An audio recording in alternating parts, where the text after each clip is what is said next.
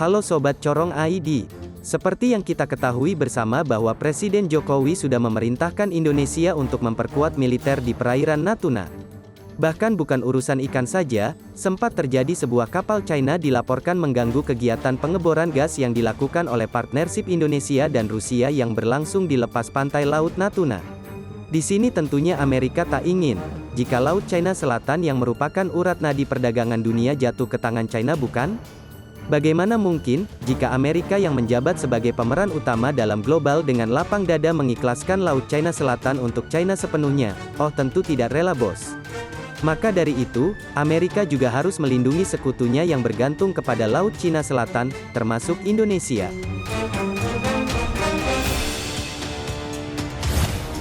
Sahabat sekalian, selain dari pandemi yang berasal dari Wuhan itu, sebetulnya ada satu lagi perubahan besar yang sedang terjadi sekarang ini. Seperti yang sudah-sudah, perubahan global ini pun akan berdampak pada kita di Indonesia.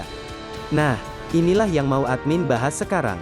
Tentang bagaimana dunia yang sedang bergejolak akibat bergesernya geopolitik internasional, yaitu perang dingin baru antara China dan Amerika. Serta dampak apa yang akan terjadi untuk Indonesia. Sahabat sekalian, jika kita ibaratkan dunia ini adalah panggung sandiwara, maka yang menjadi otak dalam setiap sandiwara itu adalah negara-negara besar, seperti Amerika, Rusia dan China. Suka atau tidak suka faktanya memang seperti itu. Bahkan, kini perang dingin yang mereka ciptakan kian sengit saja, di mana pemerintah Joe Biden telah mengatakan dengan terbuka, bahwa lawan Amerika sekarang adalah China. Memang jika kita lihat sekarang, China sudah menjadi raksasa ekonomi dan militer dunia, seperti remaja yang sedang tumbuh dewasa. China dengan kekuatan barunya sedang senang-senangnya ngebully negara-negara lain, termasuk Taiwan.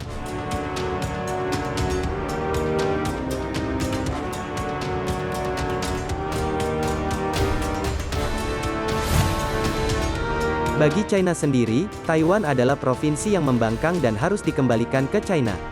Nah, mengingat Taiwan juga adalah negara demokratis seperti Jepang dan Korea Selatan, yang merupakan sekutu Amerika. Maka dari itu, saat ini AS berusaha sekuat tenaga agar Taiwan tak jatuh ke pangkuan China lagi. Karena jika hal itu terjadi, tak menutup kemungkinan jika ujung-ujungnya Jepang dan Korea Selatan bisa menjadi komunis. Sahabat sekalian, yang paling baru ialah soal Laut Natuna Utara.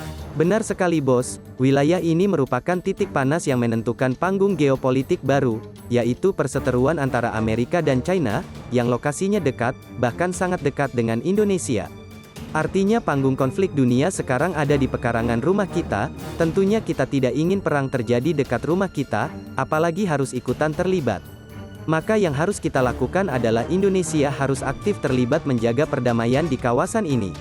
Selain itu, kita juga harus waspadai efek geopolitik pertarungan China dan Amerika ke politik dalam negeri Indonesia, apalagi menjelang pemilu serentak tahun 2024. Lalu apa efeknya semua ini untuk Indonesia? Sahabat sekalian, Indonesia memiliki hubungan bisnis dan ekonomi yang cukup erat dengan China. Ini tidak bisa dipungkiri dan Amerika pun paham akan hal ini, termasuk bisnis akan suplai vaksin. Sementara di sisi lain, untuk masalah militernya, di bulan Agustus lalu, Indonesia bersama Amerika melakukan latihan militer terbesarnya yang dinamakan Garuda Shield, di 3 wilayah Indonesia untuk menguji kesiapan kedua pasukan. Dengan adanya latihan tersebut, bukan berarti Indonesia selalu mengikuti keinginan AS bos. Lihat saja, ketika baru-baru ini Amerika dan Inggris membuat kehebohan dengan menjanjikan akan memberikan kapal selam bertenaga nuklir untuk Australia. Jelas Indonesia langsung maju paling depan memprotes langkah tersebut, karena akan memicu perlombaan senjata sekaligus mengingatkan akan bahayanya masuknya senjata nuklir ke kawasan Asia Tenggara. Tak sampai di situ, karena pada beberapa waktu yang lalu, AS sempat mengutarakan keinginannya untuk mendirikan pangkalan militer Amerika di Natuna, yang langsung ditolak mentah-mentah oleh Indonesia. Nah, sahabat sekalian, dengan politik luar negeri yang bebas aktif, bukankah Indonesia harus mampu menjaga diri agar tidak terseret ke dalam konflik yang tidak perlu? Bukan hanya itu saja, sebagai negara terbesar di Asia Tenggara, Indonesia harus menjadi pilar perdamaian dunia bos. Nah, sekarang kebetulan ada momentum bagi Indonesia untuk menunjukkan kepemimpinannya di level dunia, di mana tahun depan Indonesia akan menjadi presiden kelompok G20, dan akan memimpin KTT G20 di Bali tahun 2022. Ditambah lagi tahun 2023, Indonesia akan kebagian menduduki kursi kepemimpinan ASEAN. Bahkan saat ini saja, LCS bukan satu-satunya masalah yang harus diselesaikan oleh ASEAN, namun masalah di Myanmar juga harus diselesaikan. Sahabat sekalian, mungkin sedikit dari kita yang sadar jika urusan Myanmar ini sangat penting, karena lokasinya di segitiga emas sumber narkoboy. Jadi, jika dibiarkan berlarut-larut efeknya adalah akan semakin deras aliran sesat dari Myanmar masuk ke Indonesia. Tentu hal yang sangat tidak kita inginkan bukan? Nah, sahabat sekalian, dengan dinamika seperti ini, mungkin inilah kesempatan bagi Presiden Jokowi, yang sudah berhasil memimpin Indonesia. Di bawah naungannya, sudah saatnya Indonesia terjun ikut memimpin dunia, dalam memecahkan masalah-masalahnya dan menjaga perdamaian di muka bumi. Nah, jadi bagaimana menurutmu terkait video hari ini?